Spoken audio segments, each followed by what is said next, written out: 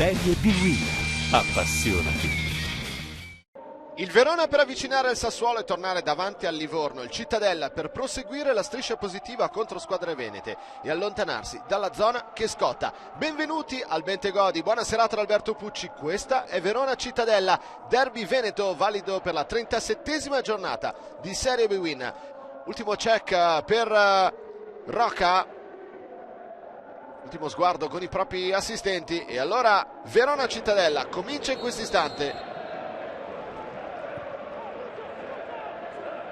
Di Roberto potrebbe provare il sinistro, pallone che si impenna, finisce sulla pista d'atletica, qualche fischio per questa manovra.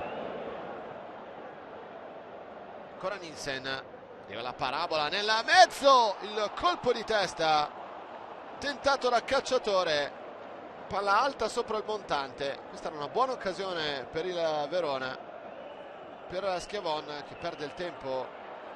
Ancora Cittadella con Vito Francesco, può puntare Albertazzi, Vito Francesco, il cross nel mezzo, il colpo di testa, Rafaela in calcio d'angolo. Ferrari protegge ancora il pallone, su di lui Colì, Ferrari destro, blocca Cordaz, applausi per Ferrari. Contro tre, Di Roberto, palla larga, attenzione Schiavon, destro di poco alto, Cittadella vicino al gol. Proprio al 45esimo.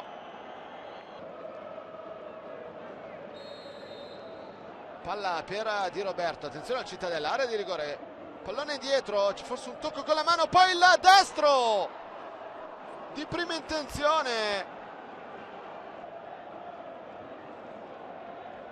Alfredson viene chiuso, perde un pallone pericoloso il Verona. Di Carmine prova il sinistro, il corner qui, Di Roberto perde un pallone sanguinoso. Attenzione a Ferrari, limite dell'area, Ferrari, area di rigore, Ferrari! La risposta di Cordaz, calcio d'angolo Verona, primo squillo del match dell'Hellas. Attenzione al tiro e la traversa colpita da Martigno, anzi traversa colpita da Jorginho.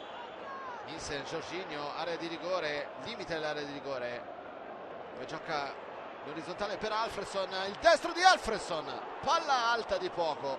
Adesso è un buon Verona, adesso è un altro Verona.